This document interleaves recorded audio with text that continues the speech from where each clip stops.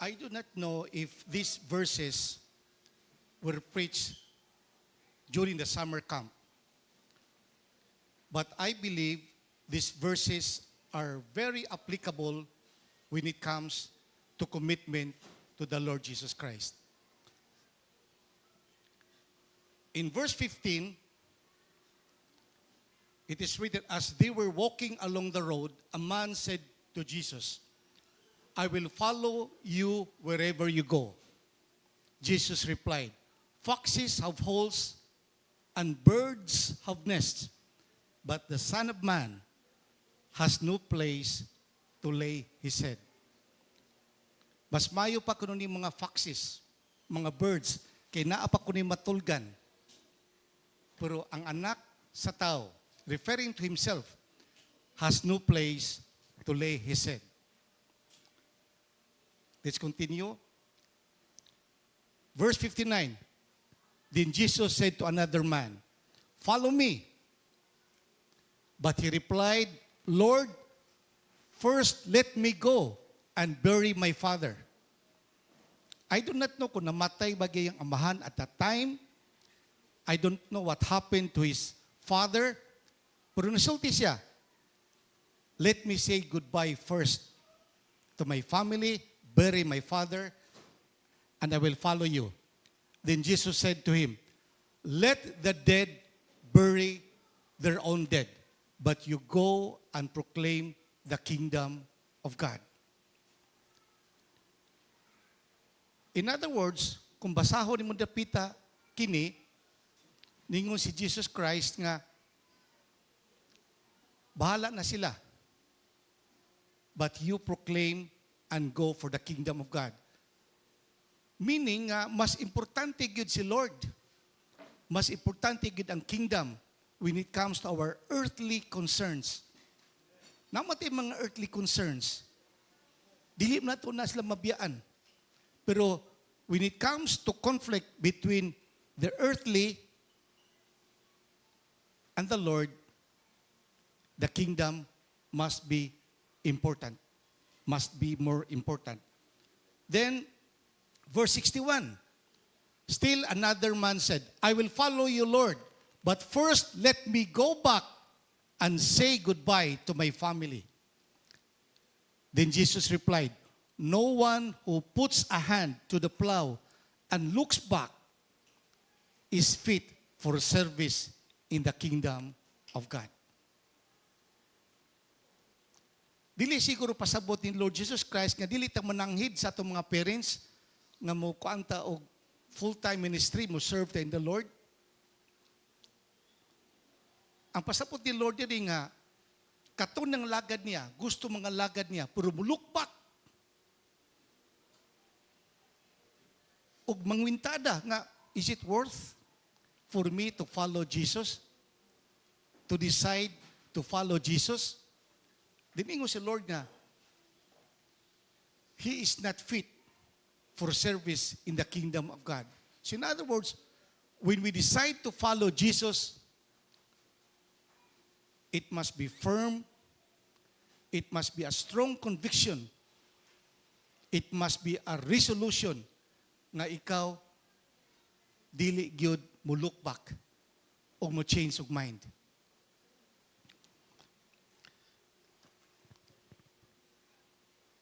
Ang no turning back nga theme, Ikson, to me, is very important for the youth.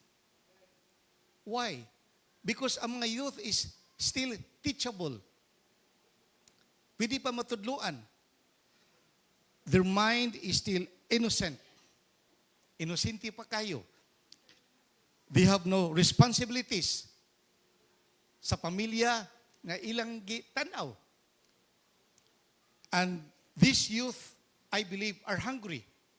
Hungry kay sila makibalo og mga butang labi na gyud sa espirituhanong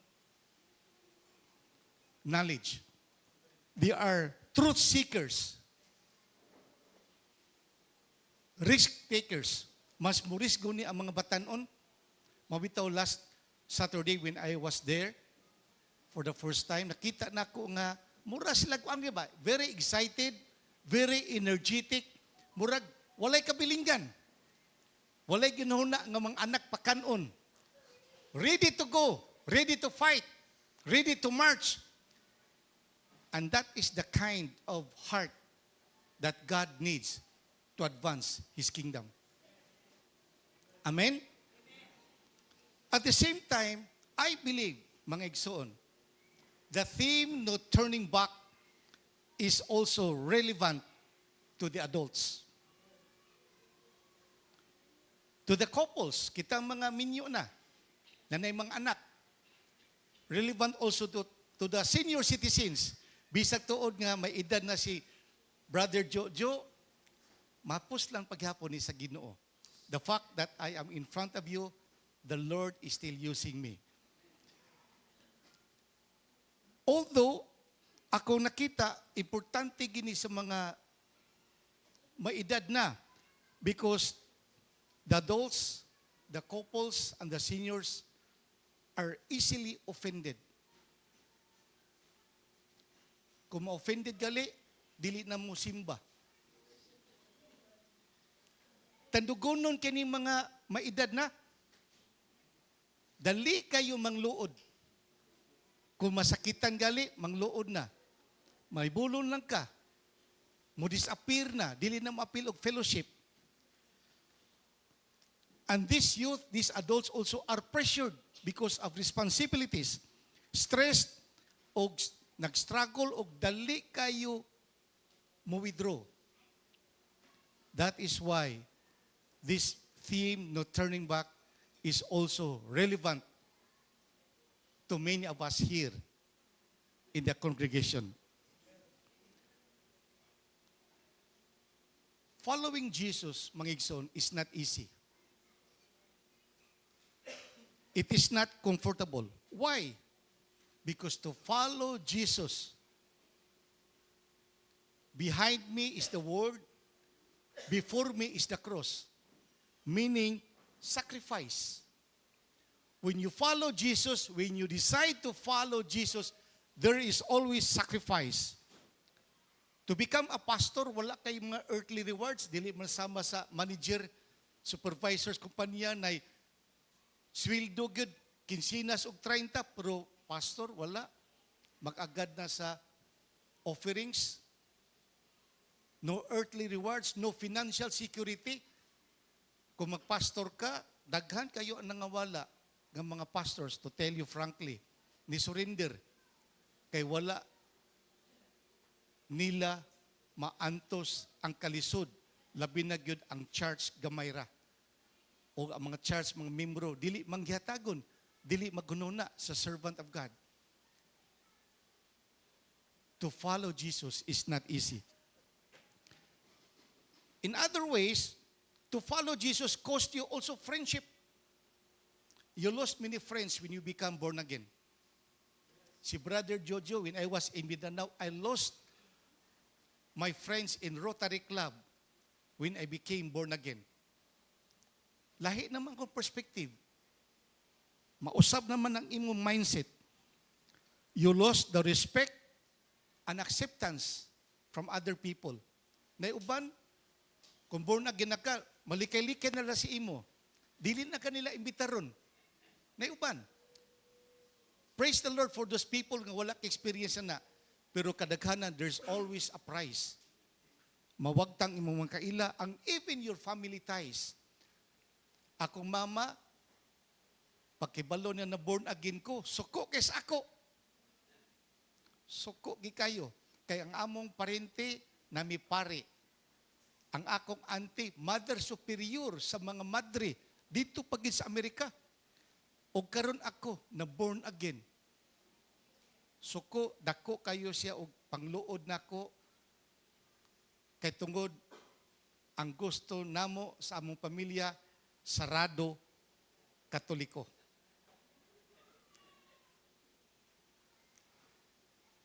When you become born again, lisod kayo. It will affect your leisure time. Kanadto, kuan man, kanag, sa wa pa ma-born again Brother Jojo, hilig man ng sulod-sulod ng mga lugar ng mga mangit-ngit. Oh, hili ka na, Brother Jojo. Pero karon wala na. Mag-imbita tong mga amigo na ko, labi makibalo nga born again ka. Imbitaron ka, sungugon ka. Uy, pastor, again, pastor. Nindot naibag-o karon diri. Mga binuang istorya. Very difficult. It affects your leisure time. It affects your hobbies. It affects your job. It affects your business. In other words, careful ka, cautious ka na kanunay kay basig makompromise nimo ang imong pagka-born again. And when you become born again, igsoon, you will choose friends. Dili pwede nga, bisa kinsel ay mong kaila. You choose friends nga kumahimo lang the same faith paras nimo. Kamanining kalibutan na, di mo na yung likayan yun. Ang sa imong trabaho, mga unbelievers nagdaghan magid kasi katong ni follow ni Jesus. Kaila sila ni Jesus, pero dili sila ka-passionate, dili siya ka-seryoso, sila like us when it comes to commitment to the Lord. You choose friends, you choose partners. Sa negosyo, dili pwede nga bisag kinsa lang mga partners imuon nimong kwan sa negosyo. Kay uban na betray, di mo pareho og faith, di mo pareho og mindset. Ikaw mabetray ka nila. Kung na kay kahadlok sa Ginoo, posible sila wala. So it's very hard to follow Jesus, mga igsoon. And you choose husbands and wives.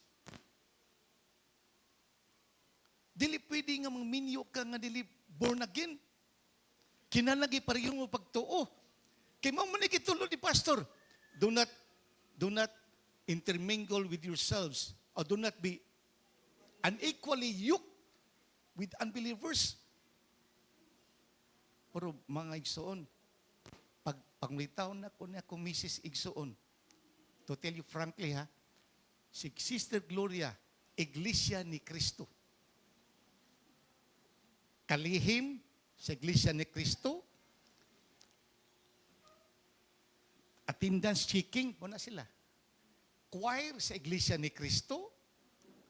Pagpangulitaw na ko nagsakong misis, kinadto, dalaga pa ni, sa ilang pultahan, ang dikonisa, nga iyang auntie, Iglesia ni Cristo, ni sulti nako. Kita ka ng dako kayong simbahan dong sa iskina. Yes, ate. Padoktrina mo na diha, 3 to 5 months before ka mo balik, nining pamalay na mo. Iglesia ni Cristo igsoon. Dili lang ko magtestimony karon. But praise the Lord. Akong inan ang dikonisa. Ate, between you and the Lord, I have decided to follow Jesus. Ug wala na ko mabalik igsoon sa ilang sister Oya until such time nga gipadamgo ko sa Ginoo. Dili lang ko magtestimony na bahay na nakaroon kay nindot ken nga testimony na. Nindot ken nga testimony na. Ha? Dili basi bawag tang ta sa ato kani. Pero nindot kay nga love story na igsoon. Amen. So in other words, even though it is not easy to follow Jesus, if you stand firm, matod pa dito, stand firm and move strong, the Lord will vindicate you. And that is the reason why si Sister Uya naakaron sa ato. Amen? When you follow Jesus, imong priorities mausab. Kingdom is the priority as far as God is concerned. Naga po kay priority sa business, sa job, sa imong mga friends, meetings. But you have to be cautious. Because Jesus is now your master. When you follow Jesus, naasay hardships, nasay mga trials maabot sa atong kinabuhi because of Him. And the worst of the igsoon, nasa Matthew chapter 10, verse 37 to 38. anyone who loves their father or mother more than me is not worthy of me. Grabe yan. This is addressed to those who are youth, especially. If you love your father and mother more than Jesus, you are not worthy of Him. Anyone who loves their son or daughter more than me, this is addressed to the fathers and mothers, is not worthy of me. So you have to choose. Pero igsoon, sa Bible, we are commanded by God to honor our parents. The wife is commanded by God to submit to their husbands. The husband to love their wives. In other words, in the Bible, God wants peace in the family, wants love to reign supreme in the family. Love of our family is the law of God. But when it comes to conflicts, igsoon, between your father and mother and God, God must be supreme. But I know that God will test you on that, whether you really love God more than your parents. Like Abraham. Pag Isaac, sa diha na nga iyan ng dunggabon si Isaac, in obedience to God, unsay tong Ginoo, Abraham, do not kill your son. Now I know that you fear me, you love me so much, more than Isaac. Inana igsoon, there is always a trial. God will test our commitment to Him. Another thing, igsoon, after this, verse 38, whoever does not take up their cross and follow me is not worthy of me. Cross. What do you mean by cross, igsoon? Nga kada Holy Week, maginana ta? Magdatag cross? No.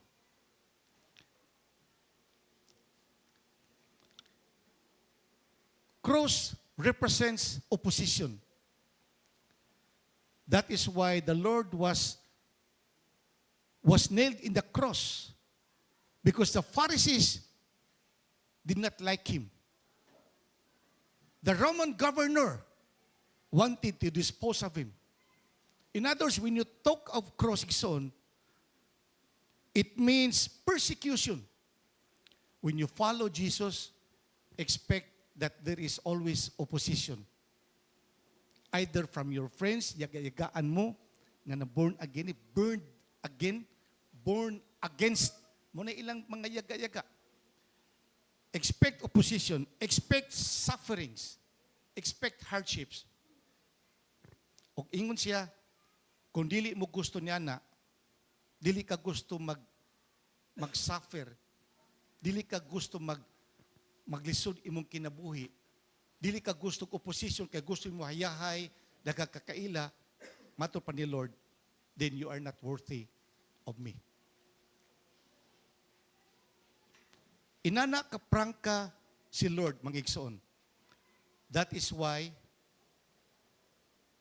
when you have decided to follow Jesus, no turning back. No turning back. In fact, igsoon, this is burning bridges. Gisunog nimo ang taytayan. Kung na kay mga kaila, igsoon, mga amigo kay nimo nga kauban nimo sa bisyo, pagka born again nimo, gisunog nimo ang link between you and them. Wala na sila sa imong kinabuhi. Burning bridges. It means separation. You have to separate yourself. That is the cost of following Jesus Christ. Let us talk of Elisha.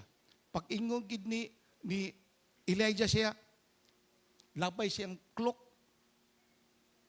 to anoint Elisha the farmer as the successor niya. Unsa may gisulti sa Bible?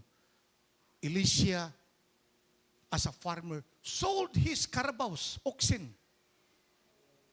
burned his farm equipment kay para wala na siya balikan. Wala na siya balikan. O sa diha ni biya sa siyang pamilya, no turning back. And for that reason, he became one of the greatest prophets in the Old Testament. Gani ang iyang mga miracles, mas labaw pa kadaghan kaysa iyang anointer nga si Prophet Elijah. Look at Abraham. Or look at Noah. Ari sa taka Noah. Sa diha, nisultis ang ginuka Noah nga build an ark kay I will destroy the earth with rains, with flooding. What did do si Noah? He burned the ark, he built the ark. Come on, ang iyang mga anak, na may mga asawa na, tulo. So in other words, naasay mga in-laws. Pero wala igsoon. Sa paghimo ni igsoon, he separated himself. Sa katong mga in-laws, kato dili mo tuon niya, wala. Iyang mga friends, nabay sa mga kaila sinuwa ka na to. Pagtawag sa Ginoo niya, wala, burned bridges. Sorry kayo bay. Naigipahimo ang Ginoo sa ako. Na ay calling ang Ginoo sa ako. And for 100 years, si Noah, ug iyang mga anak na gud, ang naghimo sa ark. Nangataw ang mga silingan, ang mga kaila, but no turning back. No turning back. How about Abraham? Pagtawag sa Ginoo niya, Abraham, leave your country, leave your people, leave your father's household, everything, everyone, leave them. I want you to be alone. Go to a place where I will lead you, the promised land. The Bible says, Abraham obeyed God. He did not hesitate. Wala yun. Biya siya. Niadto siya sa, matur pa, he lived like a stranger in a foreign country. Stranger. He lived in tents. Wala siya mag-turn back. Wala yun. Wala siya magbasol sa iyang desisyon nga nibiya siya sa iyang mga pamilya. Gibiyaan niya ang Iraq. Iraq man na, lugar niya. Niadto siya sa Israel karon. Wag siya magmahay. Wag siya nagduha-duha. Wag siya mag-question siyang sarili. Wala. Because the Bible says in the book of Hebrews, Abraham was looking forward to the city with foundation, whose architect and builder is God. Grabe, son. Kinalagi faith, son, mabiya kasing pamilya. You are fully convinced. You are fully sold out that you are called by God. You have fully consulted God. Lord, is this the way? Kay kung dili igsuon, basig sa unahan, mubalik ka. Kay nasayop ang imong desisyon, yagaan unya ka sa katong mga tao nga nibiya. Your testimony as a Christian madamaged. But si Abraham, for 25 years, God did not answer his prayer for a son. Wala yun. Nagpaabot siya. O siya diyan naabot pa ang iyang anak as promised. Gitistingan pag isa sa Ginoo nga, kill him, sacrifice him for me. The Bible says, he never hesitated. Wag siya mo ask Ginoo, nga naman Lord? Wala. So in other words, son, when it comes to Lord Jesus Christ, you must be founded on faith. Stand firm. Move strong. Grabe, Igsoon. How about Moses, Igsoon? When Moses grew up, sa diha nagdako na si Moses, Igsoon, og nakita niya, dili pala siya Egyptian.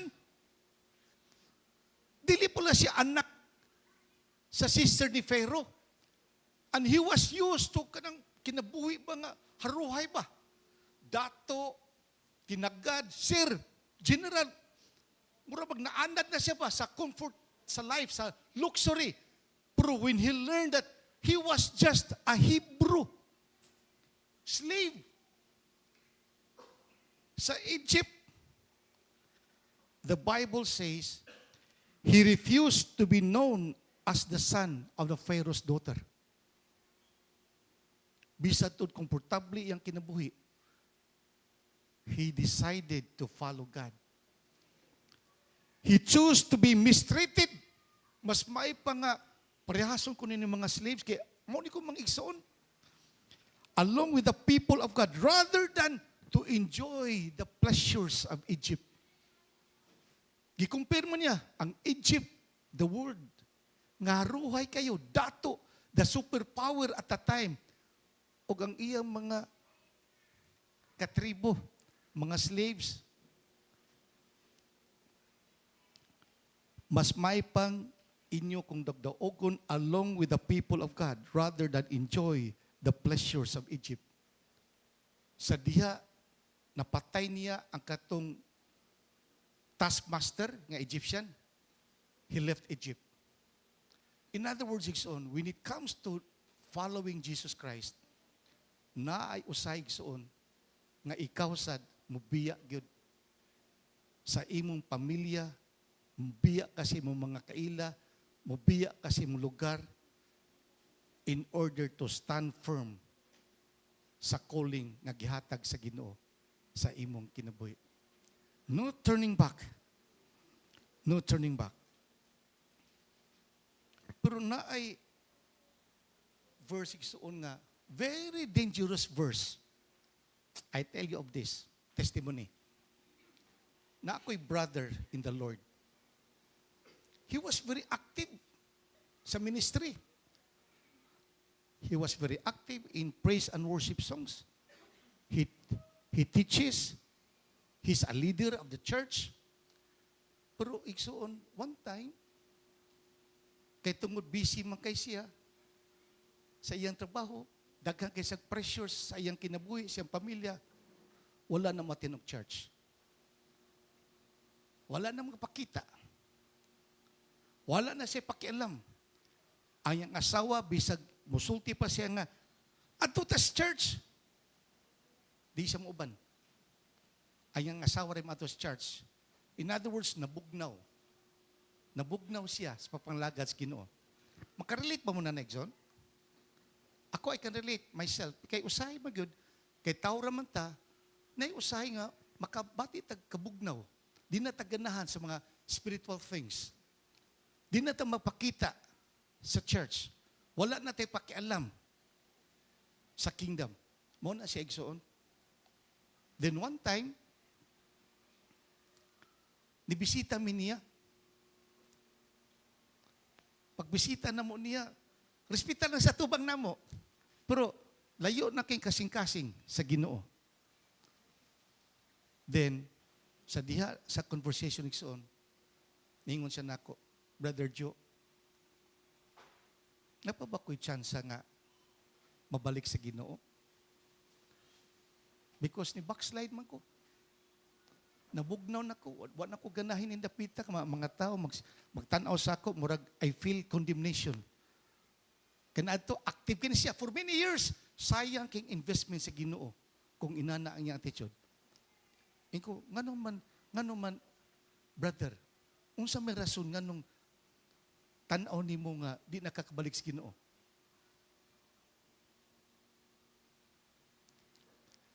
It is impossible for those who have once been enlightened, in other words, born again, nakibalo sa kamuturan, who have tasted the heavenly gift used by God, grabe ang iyang anointing before, who have shared in the Holy Spirit. In other words, he's filled with the Holy Spirit. Ang iyang energy comes from the Lord pag serves sa kingdom. Who have tasted the goodness of the Word of God. In other words, he read the Word. Nakita niya the truth of the Word. Wala'y duduhan ng dapita. Diningon siya, and the powers of the coming age. Nakibalo siya sa Apocalypse nakibalo siya sa Revelations, nakibalo siya sa pre-trib, mid-trib, post-trib, whatever trib, I do not know. Unsa na mga trib niya. Nakibalo siya na the coming of the Lord Jesus Christ. If they fall away, which he considered himself, Brother Joe, I fall away. I backslide. Wala na ko sa Ginoo. Iba na ko karon. To be brought back to repentance because to their loss, they are crucifying the Son of God all over again and subjecting Him to public disgrace. In other words, Igsoon, to make it short, ang tao ko nung ni backslide, ang tao ko nung nga wala na gid sa Ginoo, ni balik sa karaan niyang kinabuhi, ang tao nga wala na ipakialam sa mga espirituhanon, bisa to kinadto, nag-altar call siya, active kaya siya sa church, attend sa Guayred summer camp. Kung mabackslide ka, kung totally dead ka na, spiritually, imposible ko no, nga ma-restored ka to repentance. Kay samara ko no, nga si Kristo nga imong Lord, nga imong gidawat kan adto, gi-crucify again. Now, nas Bible, Hebrews, ug mo na yung isite na ko.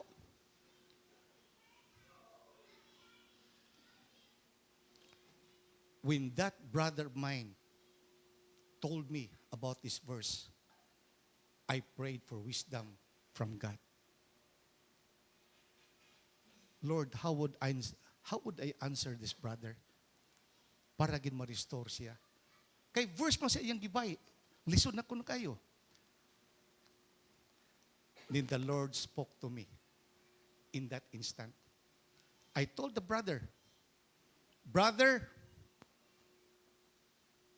this verse is not applicable to you.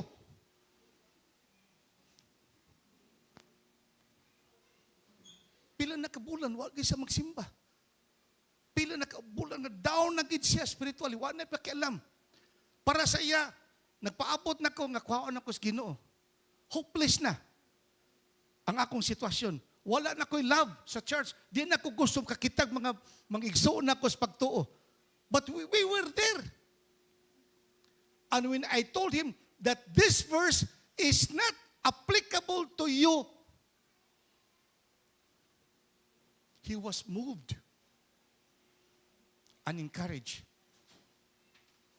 At that moment, he would say, I still have a chance to turn back to Jesus. And at that moment, na-change siya, na-encourage siya, na-fired up siya because of my word. This verse is not applicable to you. Kanunig soon, that brother has been fully restored. Very active in the church. Gani, na-appointed siya as pastor of the Eljor. Gani, na ay mga men's fellowship nga gusto nga siya gimangunay. He was restored by the Lord. Busa ka mo mga igsuon, tagsa-tagsa sa inyo, if there would be a time nga maluya mo, never think nga kamo wala na ipaglaom nga ma-restored. Because as far as God is concerned, there is no sin, no trial that He cannot redeem for the kingdom of God. Apinasad ang imong kinabuhi. Palakpakan ito, Ginoo.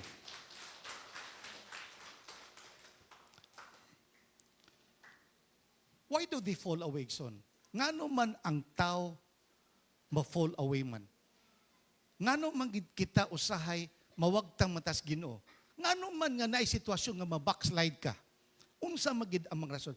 I tried to study this yesterday, pag-ingon ni Pastor Jadil nga, focus on the topic, no turning back. O sa Exxon, na yung mga tao gusto mo backslide. kay na-offended sa usa ka brother o sister sa church. Dili na mo tagad, di na mo tandog, di sa ganahan, di sa gusto makita niyang brother, sister, wala na mo simba.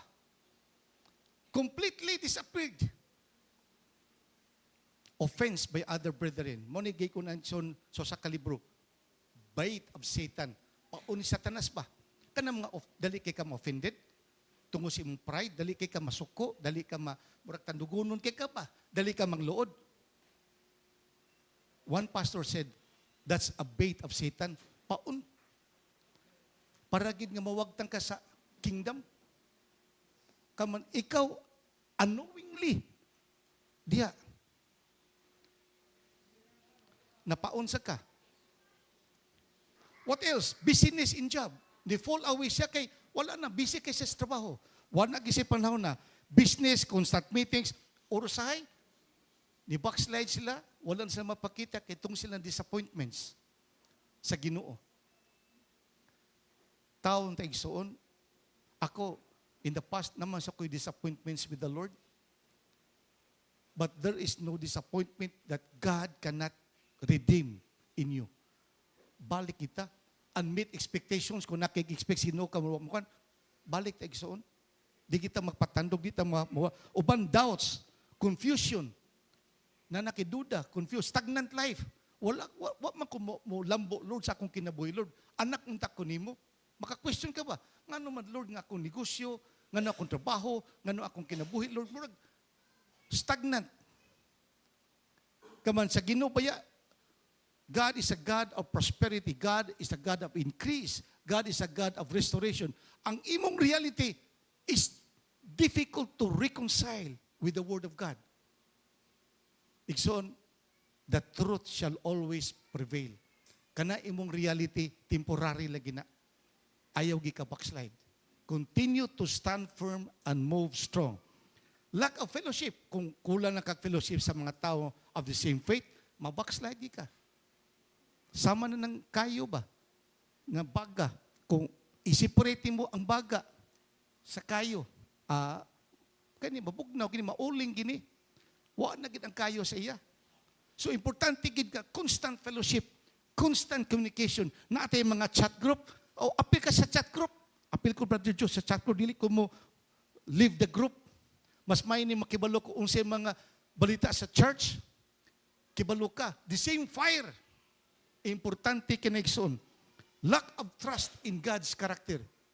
Kung na nagduda na ka sa batasan sa Ginoo, nausab ng Ginoo, or di may ng Ginoo, loss of trust. Nawagtang ang imong trust. Kanato na kay trust, karon loss. Nawagla.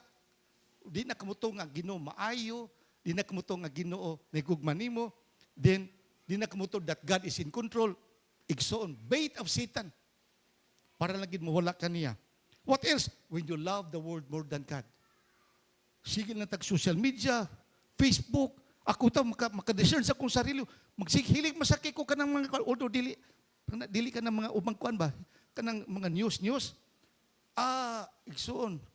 Time consuming. Grabe ka, time consuming. Wala na kay panahon pag-ampo. Kung na kay panahon, ngubo na kay mo pag-ampo. Dili na ka on fire mag-ampo sa Ginoo. Kaya nga naman, naluya naman kanini. Sa tong cellphone. That's why very cautious ta. And bad company. Kasi may mga amiga ni mo karon. Kasi may mga amigo. Kasi may kastorya ni mo pirmi kada adlaw. Kaya kung dili ni mga Christians ka ng mga tao lang di ang wala pag ilas Ginoo, kaya may kastorya. Igsoon, bad company corrupts character. So kinalang mo, pili ka sa imong istorya. Kung mag-hire kag tao, pili kag Christians. Kung mag-hire, magkuha kag mga amigo, pili kag pareho ni mong faith. Importante kinigsoon. Quality is more important than quantity igsoon. Otherwise, you fall away. Daghang kay rason igsoon, you fall away. Now, I will end my message igsoon with 5 ways to press on, no turning back. I do not know kung na-discuss man igsoon during sa during sa Wired Summer Camp, pero I will focus on this. Daghang kay mga ways on how to be on fire with the Lord. How to maintain your relationship with God. Daghang kay mga panigson. But I want only to focus on 5 things that are revealed to me by God. Number 1, Ikson. Run the race to get the crown. Kini kinabuhi, Ikson, is like a race. If you live your life right now, live it to get the crown. Do you not know that in a race, all the runners run, but only one gets the prize? Run in such a way as to get the prize. In other words, bisag daghan mo nag-compete, run. Train yourself in a way that you will be the winner. You can finish the race. To get the prize, everyone who competes in the games goes into strict training. They do it to get a crown that will not last. Ang mga atletas Olympics ikson, gold, silver, unsa pa na ilang mga rewards, these are not lasting. Dilim na magdugay. But the Bible says, but we do it to get a crown that will last forever. Ang imo pagka-faithful sa Ginoo, pagpadayon kanunay nga moalagad sa iya, no turning back, is entitled for a crown that will last forever. And that must be our goal. Mugin ato first. No turning back, kini gyud. I must run this race to get the crown. And the only way to get the crown is for me to finish the race. Amen? What else? Blessed is the man who perseveres under trial, because when he has stood the test, he will receive the crown of life that God has promised to those who love Him. Crown of life. Ano simba man ta sa Iljur? Naaman ta diri karon? Just for, kuan lang ka ng membership? Just for, kuan lang ka ng sa itong mga kaila? It must be for something greater. The crown of life that God has promised to those who love Him. That must be the first way to press on. No turning back. Number 2 is on.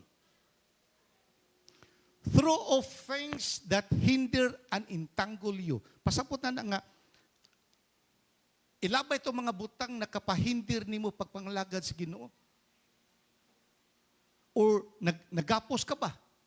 Na entangle ka nga, imbis ta epektibo ka, dili na ka epektibo, kay tugod, daghamang kang katubang, daghamang mga lubid. All those things, throw off. I believe each one of us na atay mga shortcomings, na atay mga habits, bad habits, na atay mga butang, personal issues in our relationship with God. Throw off. Verse, Hebrews chapter 12, verse 1. Therefore, since we are surrounded by such a great cloud of witnesses, let us throw off everything that hinders and the sin that so easily entangles us, and let us run with perseverance the race marked out for us. Examine yourself. Nganong usahay maluya ka man sa Ginoo? Nganong usahay mabugnaw ka man? Nabay mga issues sa imong personal life nga nakababag sa imong pagka-faithful sa Ginoo? Muni, is it your business? Is it your job? Number 3, do not conform to the pattern of this world. If you want to be effective, no turning back. The world behind me, the cross before me.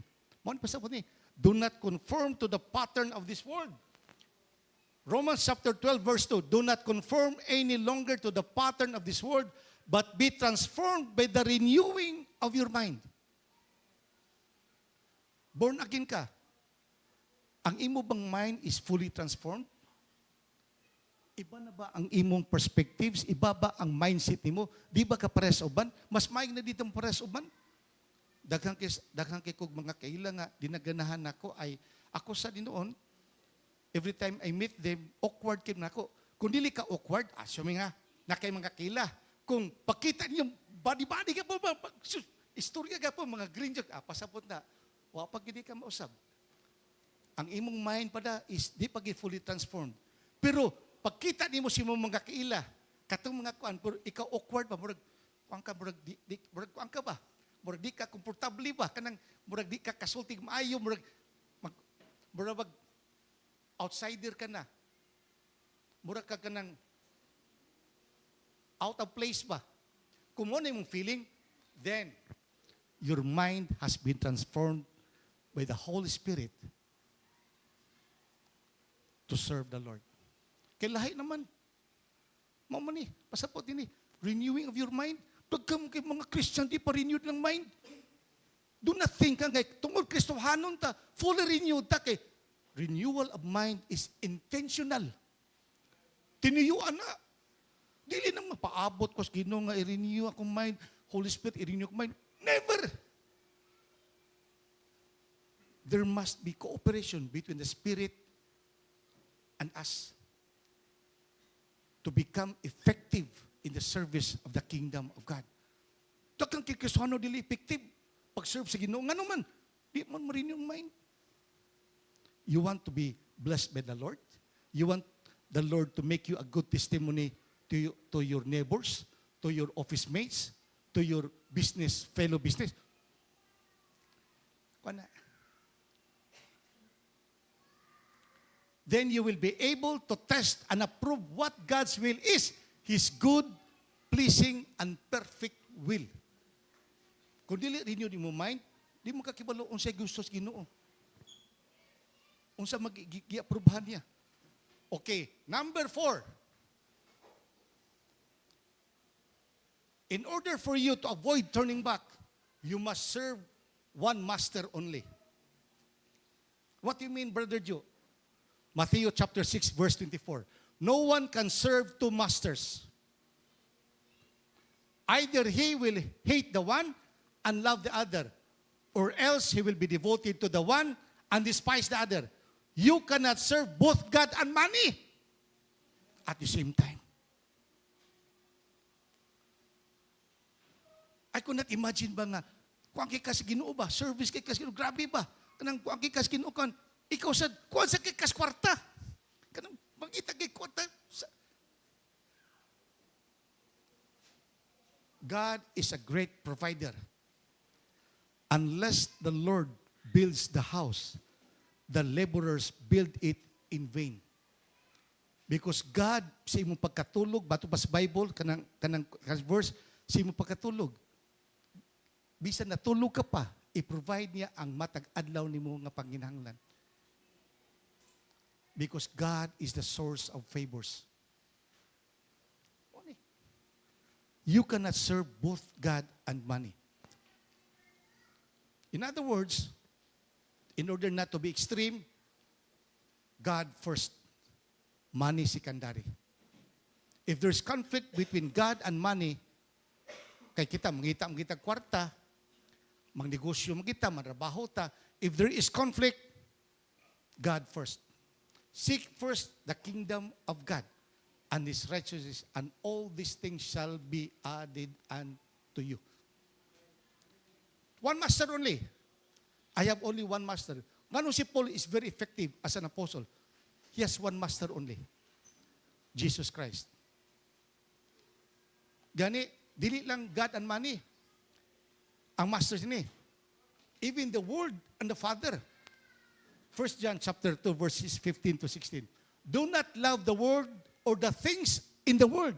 If anyone loves the world as master, the love of the Father is not in him. Kung dako kayo ang imong attraction sa kalibutan, sigurado giko, ang love sa Ginoo sa imong kasing-kasing, wala. Mao na sa Bible. If you love the Lord too much, the love of Father is not in your heart. Second priority gid ang amahan lang. So it is now, you cannot serve the world and Father at the same time. You have to choose. For all that is in the world, the lust of the flesh, the lust of the eyes, and the pride of life is not of the Father, but is of the world. Mana igsoon. That is what we must always understand. That's why, come on, examine yourself. No turning back. Kinahanglan gyud nga, kung naluya man ta, atong pangutan atong sarili, ano man, basi dako kog attention, dako kog time kanunay sa world, kaysa akong fellowship with the Father. Igsoon, samtang buhi patano, di ginam likayan, naagi ni kalibutan sa ato, tugkaran. Di mo ginitong likayan eh. But we have to be wise. God knows that we are not perfect. God knows our weaknesses. God knows that we are vulnerable. Vulnerable makita. Kisa may dili kung vulnerable diri ka nang isog ka ba di ka matintal.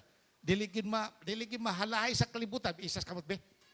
Gusto ko makalailan na tawhana para magkat-on ko diha kaniya.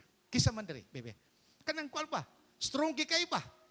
Strong spiritual nga dili madagma, dili makuan, dili mapandol, epektibo kisya, dili mo compromise kisa man diri. Kay gusto na ko ililahon. Gusto ko magpa-disciple. Na ba diri? Kay gusto ko magpa-disciple. Wala gyud sa kung tanaw. Wala. Kita tanan weak and vulnerable. We have lust of the flesh, lust of the eyes, the pride of life. Pero careful ta. Ang importante gid iso na. Importante gid sa atong Kristiyano kinabuhi, self-awareness. Are you aware nga naa kay kahuyang? Are you aware nga kini dapita weak ayo ka?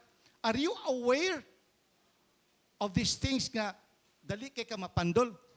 Kay if you are aware son, there is now a solution. And confess that to God. Lastly, very important Ikson, lastly, no turning back so that you will not fall away, forget, and move on. Kalimti, forget and move on. Brothers, I do not consider myself atong team na that I have made it my own. But one thing I do, forgetting what lies behind and straining forward to what lies ahead, I press on toward the goal for the prize of the upward call of God in Christ Jesus. Lisod kay sabto no? Labi na sa mga English nga kuan kay lisod kay sabto ni. I want to make it simple. Listen to me. Unsay pasabot ni Paul diri? Ingon si Paul, igsuon, dili ko makasulti nga ako perpekto na. Na-achieve na ko ang pagka-perfection ni Lord Jesus Christ. I do not say nga murag, nanasa ko ang tanan, I have made my own. Giprasis paghapon ko sa Ginoo. Ako sa kaluoy sa grasya Ginoo, napaghapon ko nangalagad niya. I want to be perfect like my Lord, but kana wala pa maabot sa kinabuhi. But for me to be effective as disciple of God, yan. For me to be effective as disciple of Christ, bisan tuod nga di pa ko perpekto, na pa ko'y pagkukulan, na pa'y masaway sa ako pagkatao. I forget what lies behind. I forget my past. And strain forward to what lies ahead and move on to my future. Why? What is my past? Wala. Ano kayong mo sa ni? Forget what lies behind. Kung sa may angay niya kalimtan. Si Paul Igson was a persecutor. Before siya na born again like you, dagkan ng Kristohanong ipamatay na niya. In fact, si Stephen, the first martyr, siya diya pag-ingon. Nana pa siya. Patya. In other words, di siya makatulog sa diyan, na-born again siya. Na-born din siya iyang kagahapon. Persecutor ko.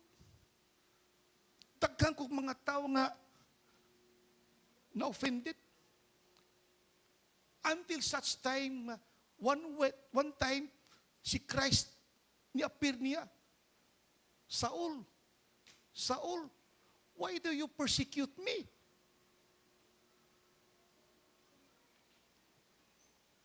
Then who are you, Lord? In other words, pag-ingon niya, forgetting what lies behind, I do not consider my past to define me right now as a servant of God. Ako na gito kalimtan. I moved on to what God had called me to be. That should be our attitude. Bisa pag Christian ka na, bisa dili ka persecutor ha, dili ka oppressor, bisa Christian ka, tananin mong sayop in the past as a Christian, kalimti to. Kung magsige ka kuno na, it cannot help you. Kalimti ito tanan for you to become effective as a disciple of Christ. Kung imo na dadalaon, kung balitan na ay si sister brother, nisultig mang bati sa imo, kan nasakitan ka, imong gidala-dala, di na ka musimba, kisa may pilde, kita. Katawas taning, mo na bait of Satan. Paon. Sigson, you want to be effective as disciple of Christ? Move on, forget. Kay matud pa niya, I have to forget the former things because God is doing a new thing in my life. Palakpakan itong Ginoo, be.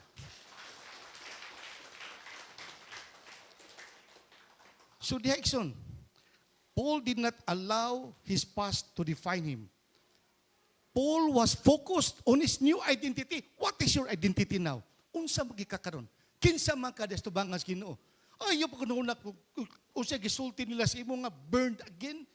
Kini badlungon man kini kadto may na born again ni. Kini i-born again ay kay drug addict na. Do not focus on what their comments, their opinions, mga BBI. Focus on what God sees in you. Maogi na atong kuan. Paul was focused in his new identity and is intentional to live in the newness of life. Magbago na ko. Na ako'y kagahapon. Dili maayo ako kagahapon. Matod pa ni Paul, I was a persecutor. But God is doing a new thing in his life. Din mo na siya iksona. Very important kayo. And because of that, because he considered himself as a new man, because he has a new identity before the Lord, then he said in 2 Corinthians 5:17, therefore, if anyone is in Christ, he is a new creation. The old things has passed away. Behold, the new has come. Mausad sa imong kinabuhi. Mausad na yung attitude. You must have a renewed mind, new mindset nga ako karon, new identity. Makasasala ko kanaadto, karon sad makasala man gihapon ko. Kaysa may dili wa kasala bisin nyo be kay magpalai lagi ko sa imo. Kana di kasala gid ba? Kanang wa gid ba?